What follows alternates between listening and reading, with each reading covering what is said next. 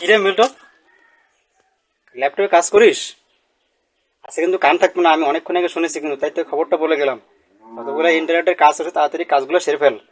তাই কিন্তু কোন সময় কান চলে যাবে তা কিন্তু বুঝতে পারবি না, ঠিক আছে?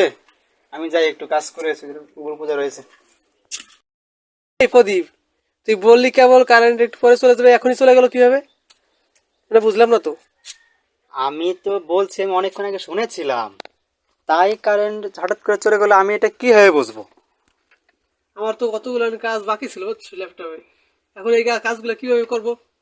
যাই আইপিএসে যাই। কি আই পেয়ে যাবি? হ্যাঁ, আইপিএসে যাইতে হবে। অনেক কাজ বাকি আছে না, বুঝছিস? আরে আইপিএস তো নষ্ট হয়ে গেছে, তাই আইপিএস কি? আসবে কিভাবে? এটা কোনো কথা বললি?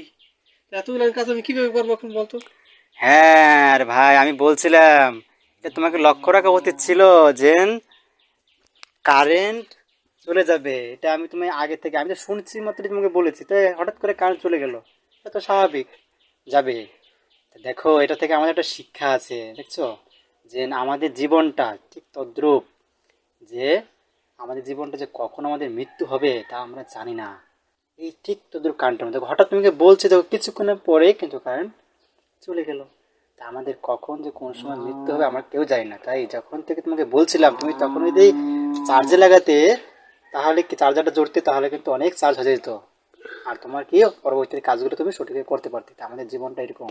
তা আমি যখনই তোমাকে বলছিলাম মিল্টন তুমি হরিনাম করো, হরিনাম করো, তা আমাদের এই জন্যে শুরু থেকে, তার প্রথম থেকেই যখনই শ্রবণ করো তখন থেকেই শুরু করা উচিত আমাদের ভগবানের নাম স্মরণাপন্ন হওয়ার জন্য। তা আমরা হরিনাম জপ করি, তাহলে আমাদের মৃত্যু কখন আসবে, তাহলে আমরা কি ভগবান ধ্বংস করতে পারি যে কোনো মুহূর্তে। ঠিক আছে? হুম। তাহলে মিল্টন থেকে তুমি শিখতে পেরেছো?